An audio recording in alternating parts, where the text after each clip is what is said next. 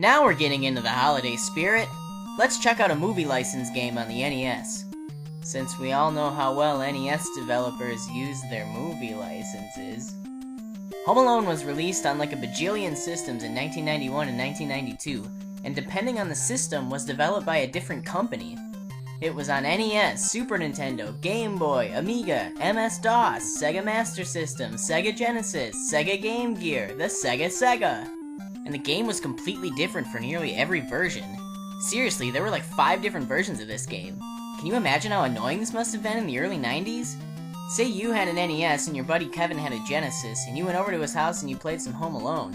And you were like, hey, this game's pretty sweet. And you went home and you put it on your Christmas list because you couldn't shell out all that money yourself. That game cost $50 in 1991, which is equivalent to about $877 in today's... Oops, sorry, I had the decimal in the wrong spot. And you waited until Christmas and opened up your brand new Home Alone game on the NES, and you were like, sweet, now I won't have to go over to stupid Kevin's house to play this anymore. And you put it in your NES and turned it on, and you got a completely different game.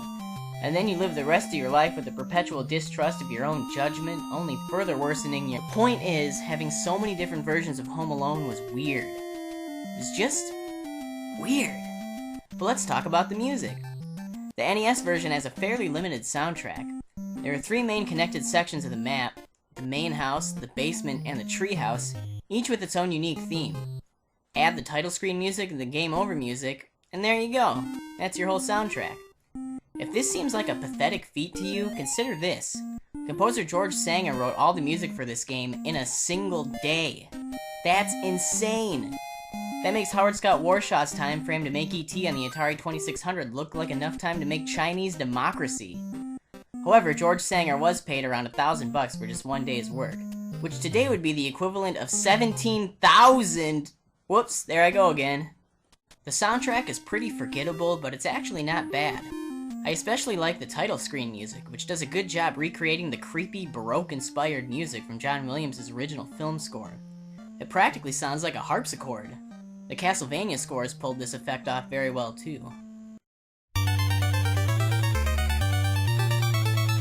Home Alone on the NES is by no means a great game.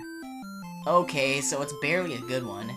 It could have benefited from having an additional level or 2, or by varying the gameplay every now and then. All you do is lay traps and avoid the wet bandits for 20 minutes straight. That's it! Make it past 20 minutes and you'll win. But you'll probably die in-game or from boredom first.